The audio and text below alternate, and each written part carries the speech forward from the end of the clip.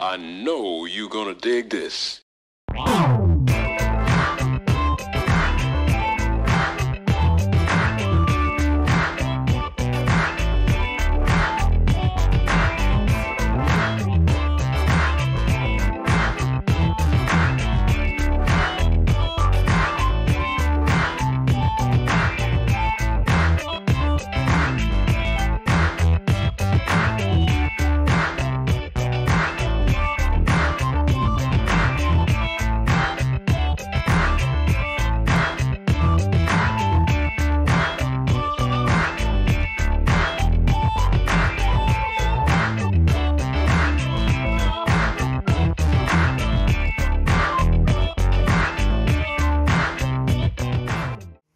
This is Stan the Man, host of the Funk Music Hall of Fame and Exhibition Center's award-winning show, Funk Chronicles, recorded live here at DATV Studios in Dayton, Ohio. Zooming in all the way from Montreal, Canada, meet the bassist known as Boogie Cindy. Cindy anchors the Boogie Wonder Band, a band she founded and has since gone on to play in over 2,500 shows, 450 cities around the world. The band is well known, choreographed in 1970s funk disco repertoire. Did you know Cindy was born in Toledo, Ohio? Thank you for agreeing to come on our show. Cindy, how are you? I'm so good. Thank you for having me, and it's what an honor. Well, I tell you what, it's an honor for us because, you know, for someone who has done what you have done, I tell you, and this is the thing about us here in Dayton, Ohio, you know, we are the home and the city of the funk. And from what I hear, your band plays the funk, and I mean play it well. So again, we thank you so much. And Cindy, let's just get started with about you personally first, and then we'll talk about your band. So Cindy, you were born in Toledo? Tell me a little bit about that. Well, I was born in Toledo, but I left very early in my youth, so I have vague remembering of like the zoo and things like that, but you know, always stayed in my heart. I think there's something special about that state that makes you want to get funky. You better believe it. I mean, yes, because a lot of the musicians from here, we played in Toledo, and it was a very good city that responded well to the funk music. So let's talk about Miss Cindy. Let's talk about how you got started, and definitely how you got to be able to play that bass so well. Well, you know, as a teenager, I was playing music with my friends. I was attracted to the bass instantly, and later on, I rediscovered the funk and the disco music.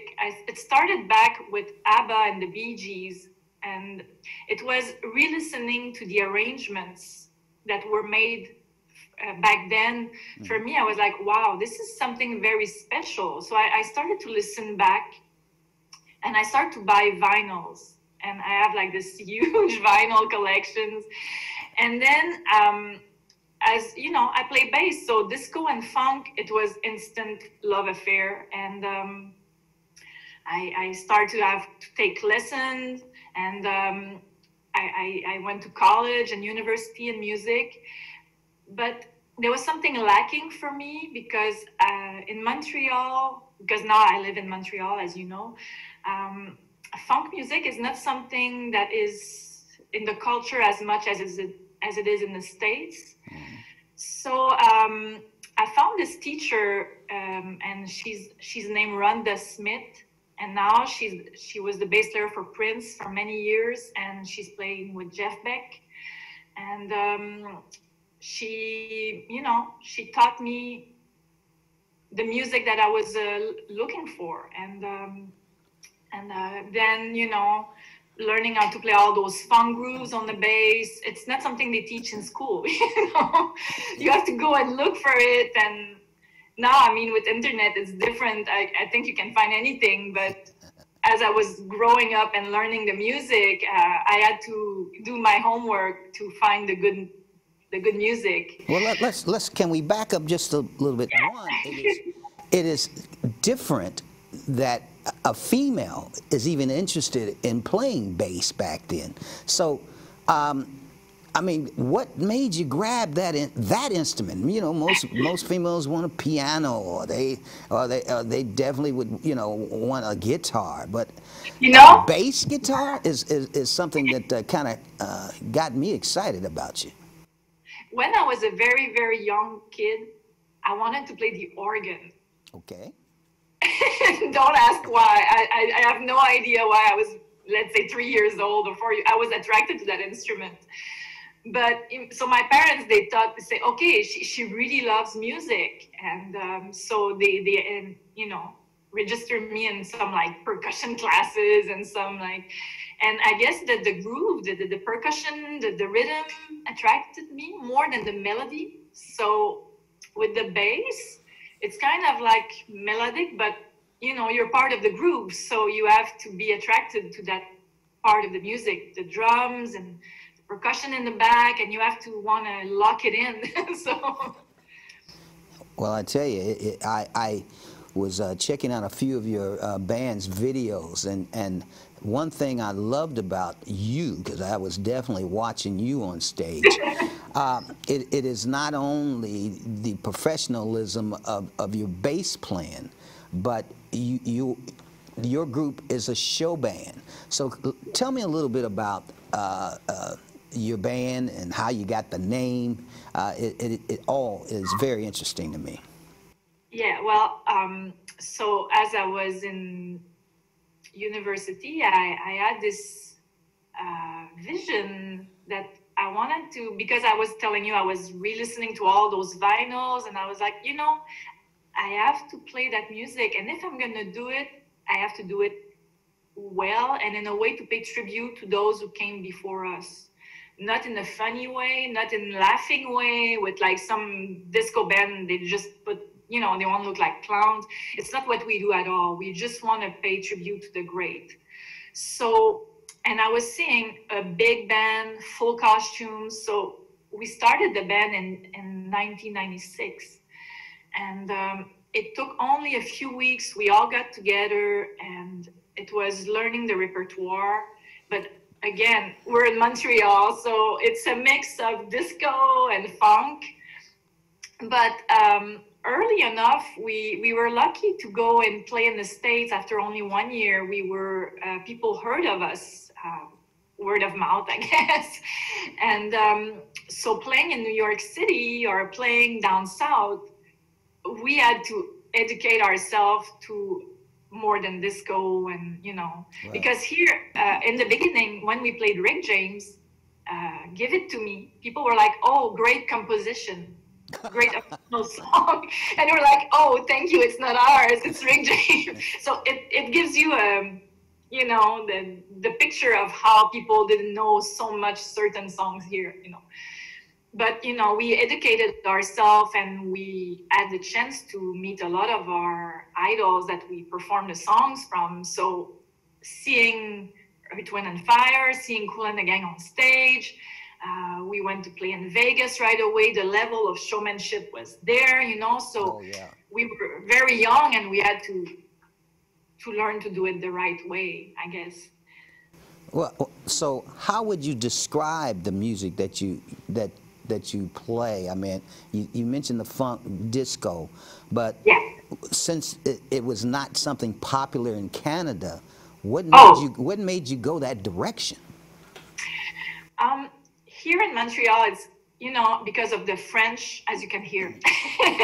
French. No, I hadn't even paid that any attention. Really? Thank you.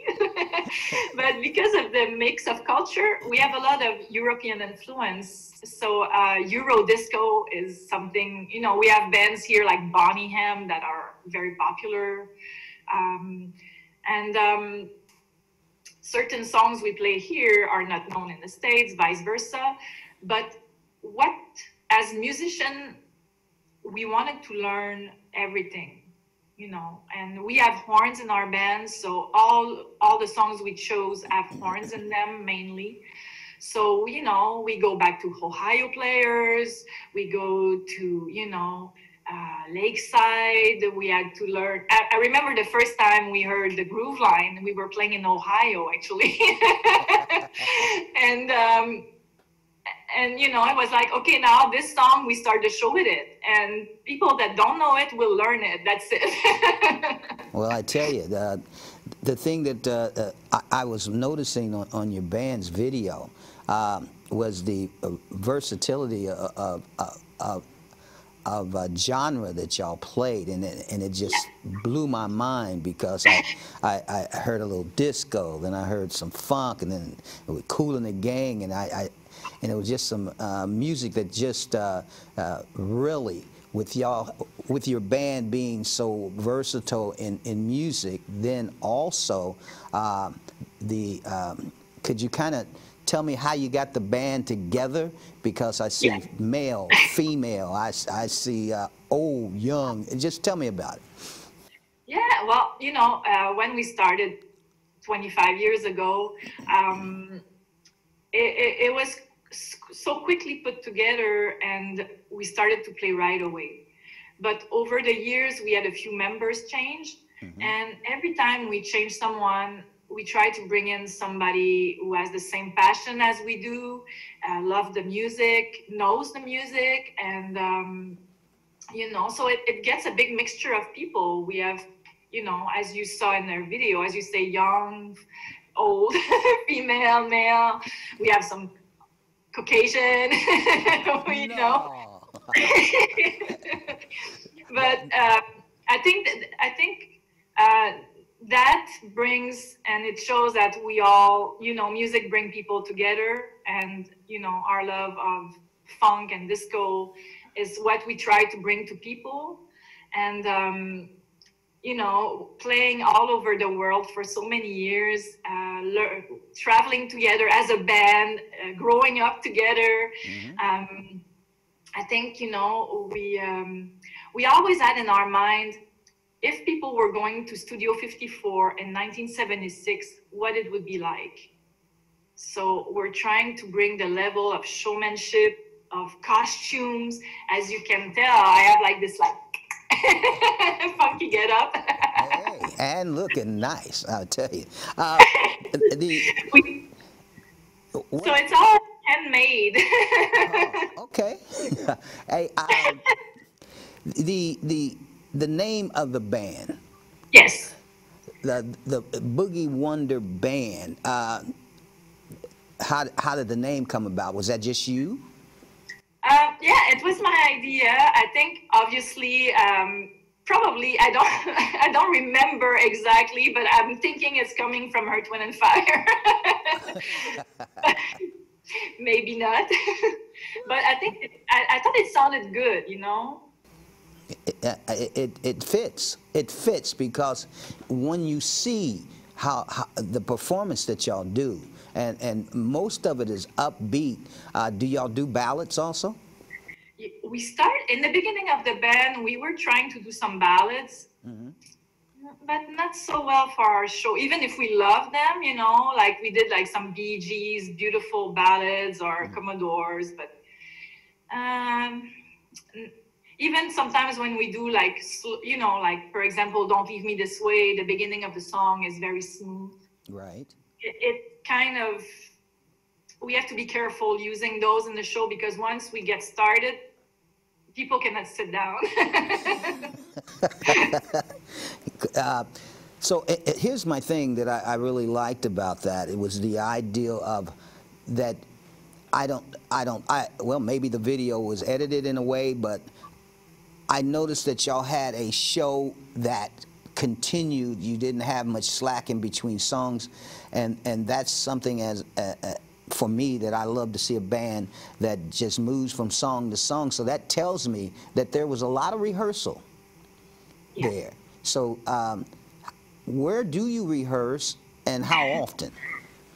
Well, in usual, without pandemic, right. we play so much that we always rehearsed.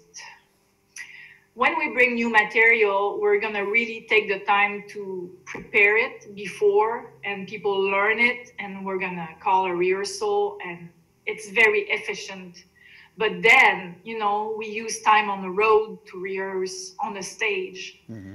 For us, it's where we feel the most comfortable, when, you know, we can be part of the element we know and we control very well.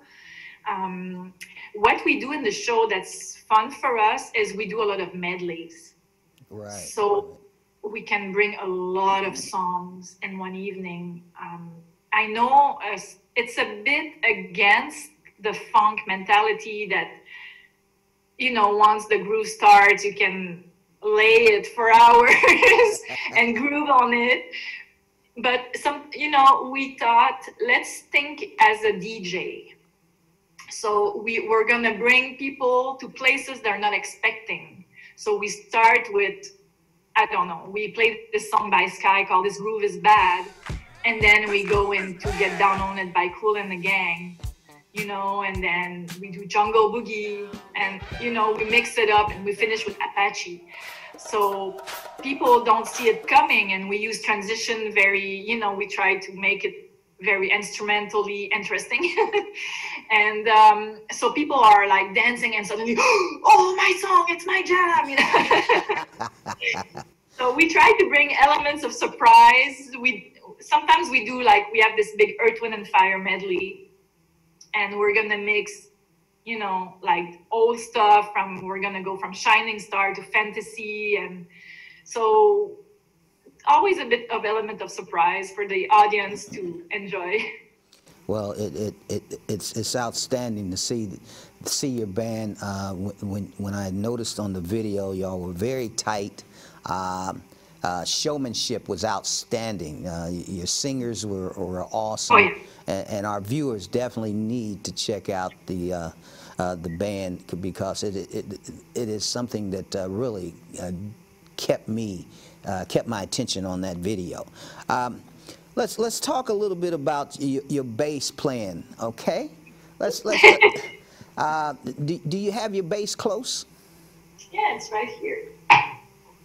Well, wow! Look at that. Well, play a few riffs for us. Let people know the talented Cindy. Oh, I don't know how the sound will come out. Hold on, let me just flip this a bit so you can see the bass. Yeah.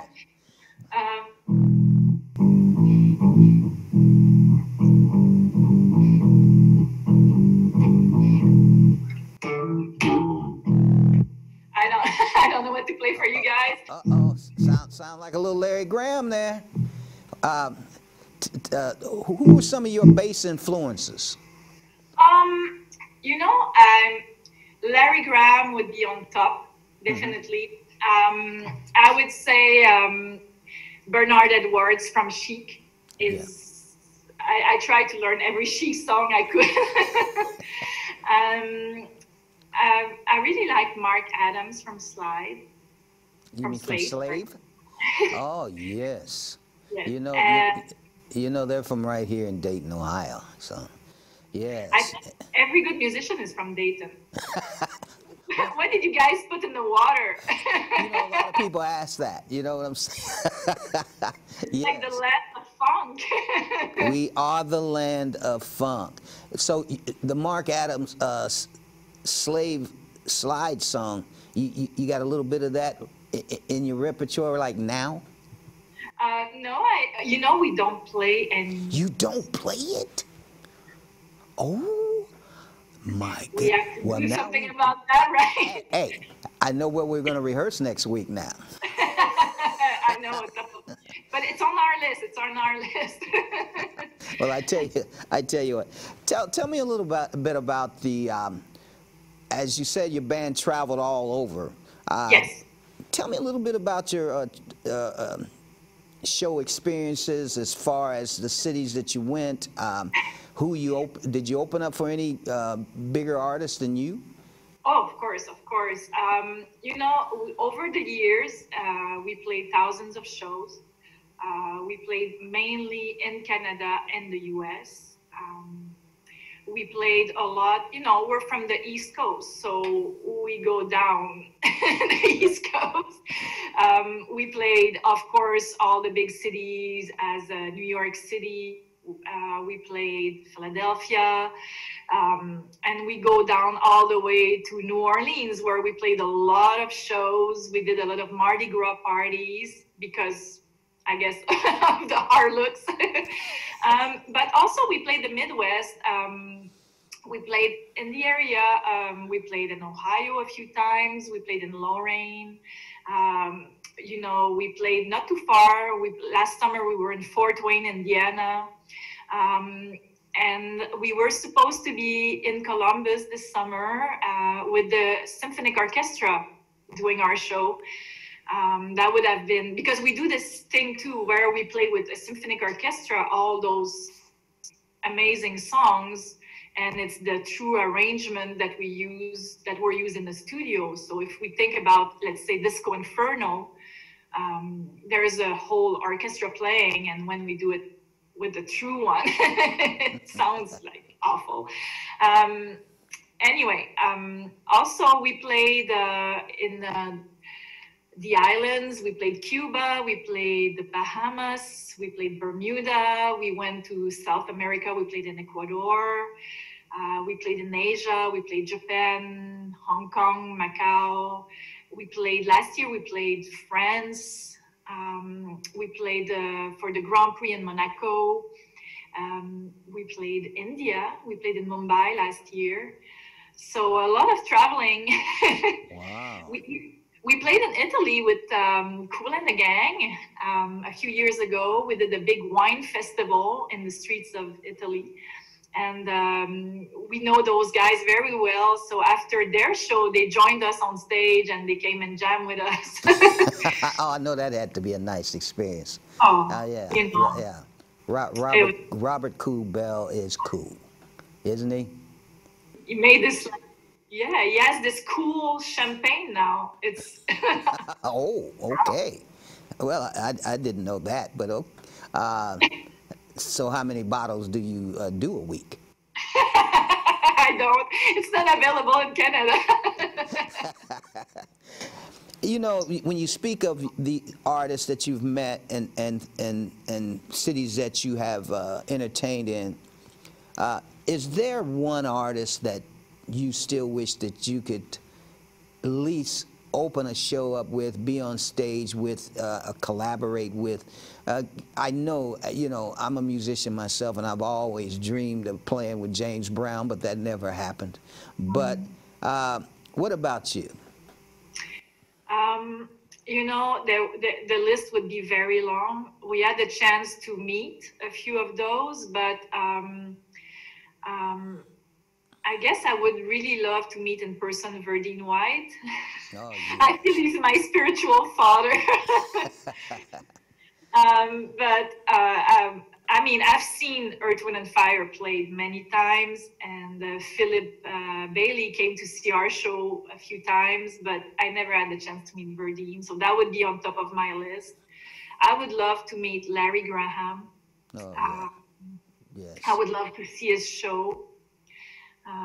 As well as Ohio players. I never saw them live, and you know, I don't know if you know, but we do this thing called the Ultimate Disco Cruise, and next year was supposed to be with them, but it's been postponed because of the pandemic for 1 year. So I'm counting the days until I get to see them live. And I have to say, they are still out doing their thing. Have you ever met the guys from Zap? No. No? Okay. No, I know about them, but I never had that chance, unfortunately. You know who I saw live that I was very surprised, not surprised is not a good word, but very impressed maybe, is Rose Royce. Oh, yes. Yes. We played with them last year on the and their bass player just killed me. They were outstanding. I went to see their show 3 times on the boat. Well, now getting back to your band and you, you know, my thing with your group, from what I've seen on video, which I can't wait to see live, is the choreography that y'all do. Tell me a little bit about that. Well, we try to really bring people back in the spirit of the boogie. So we really try to bring the 70s to them in every way. We have, as you saw, we have a big light show. We have outstanding outfit, and we try to dance and choreograph certain songs. As a musician, I cannot do as much because, you know, I have to concentrate and play, especially everything in slap and popping. It's kind of like, you know, I need to really focus to do it well. But yeah, we worked on, and you know, we watched the original choreography. Sometimes we bring moves of our own, and we try to do it in a way that's very entertaining for people, especially the whole front line of the band. We all use wireless, and you know, we try to do sometimes moves all together to have a lot of impact on the crowd, you know, so it's a lot of fun. Well, I know your lead singer, along with your backup singers, they're very good showmen. Yes, they are. Yes. You know, what a great singer, yeah. Yeah, they're just outstanding. How did y'all meet, and you know, how did you recruit, and how long has he been playing and singing with you? You know, when we change a musician, it's all word of mouth. Mm-hmm. So we get very good references on people, and so sometimes it's people we don't know, and we meet, and it connects right away. So we know, especially traveling intensively as we do, we need to have some type of connection. You know, what would you be doing right now if it wasn't for your music career? Oh, I would be very sad. Music is my life. You know, since I was a very, very young kid, I was always attracted to music, and songs touch my heart deeply. Some songs, you know, can make me cry. That's why I think I try to share my passion through my instrument. And I try to, this is what we try to do with the band too, you know, is we try to share our happiness and our enthusiasm about this music throughout the world and make people happy, you know, because this music is, it's a short period of time, but it was so important. Right. You know, you started back, and you're playing some of the best old school funk and disco songs. But, you know, back then there was no internet, you know, so now the internet means a lot to the entertainers. But could you just tell me, how do you feel the internet has impacted the music business? As you say, I think there's some good and there's some bad. I know when we started the band, internet was like, we had a website, but we were the only one. So, I mean, now I think it gives a chance to some people that are unknown to be discovered, especially with all those like TikTok and, you know, Instagram. You can become a one-night sensation by doing something funny in your house, you know. I know also, you know, I'm not so sure how I feel about streaming music, because the percentage that goes to the artist is so low. You know, I think a lot of people, I don't know now, but in the 70s, they were ripped off their rights of their own music. And I think that's very, very sad that people that gave so much never had the chance to, you know, we hear so many stories on how like these great writers died in poverty and they could not cover their medical bill. It breaks my heart, especially when their music is all everywhere. Right, and, right. You know, so that, I don't know, now with the internet, do you have more knowledge on how not to be ripped off? But, you know? yeah, yeah. I mean, it has its pluses and minuses, you know. Like you said, you know, for those unknown artists to get out there, there's been some artists who did nothing but video on the internet. Next thing you know, they are now impacting the music industry worldwide. So it has its pluses, but then, you know, like you said, that people download the music, they have their ways of getting things without getting really any what you would say profit off of it at all, you know. Yeah. So let's talk about your show a little bit, because that's what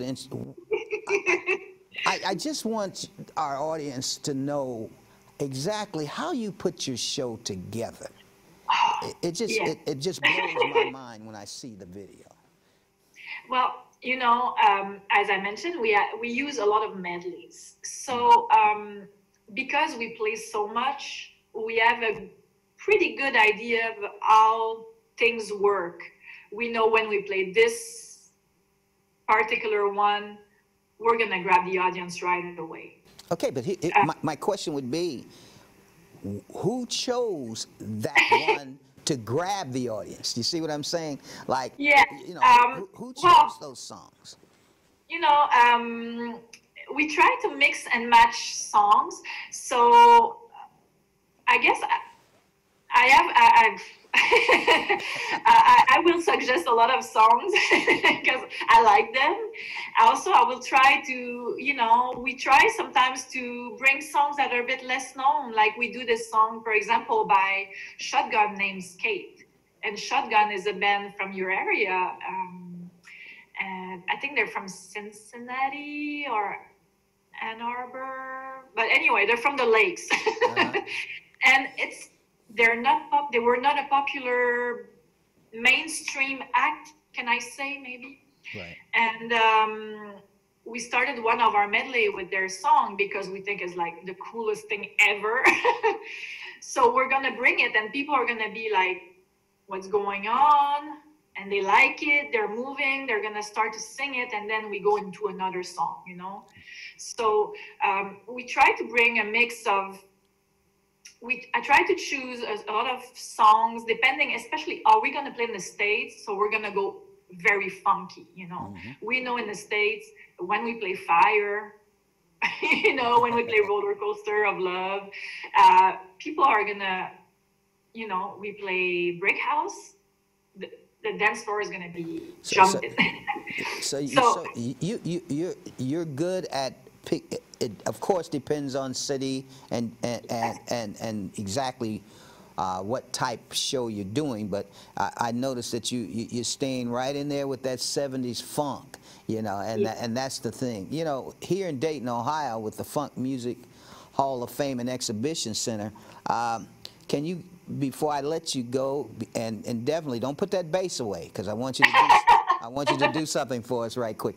But with the Funk Center here in Dayton, Ohio, could you just give us a little, how do you feel about that and trying to keep the funk music alive?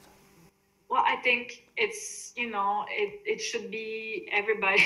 Well, we feel it's our responsibility to keep it alive and to educate people about it and to share the joy of it, because funk music makes people happy. You know, I think this music will live forever. And, you know, we know that when we play it, people enjoy it. It makes them happy.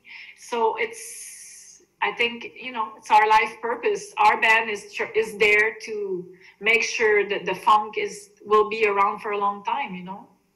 Well, artists like you, we should appreciate because you are the ones that's keeping it alive right now, and I want to personally thank you. I really do. Oh. Where's that bass? Just play us a couple of little riffs before we let you go today. Well, I hope you can hear me well. I don't know.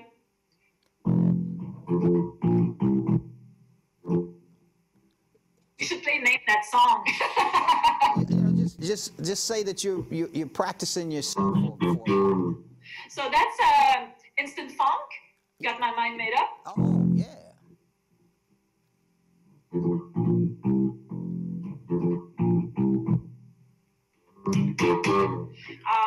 Can play Skate by Shotgun.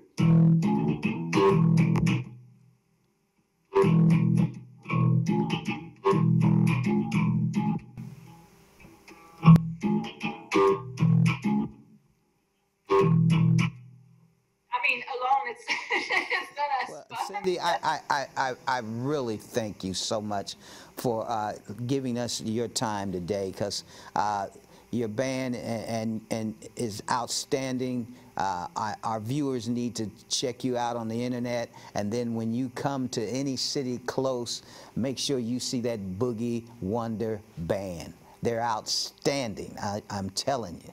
And again, I really appreciate you giving us your time today.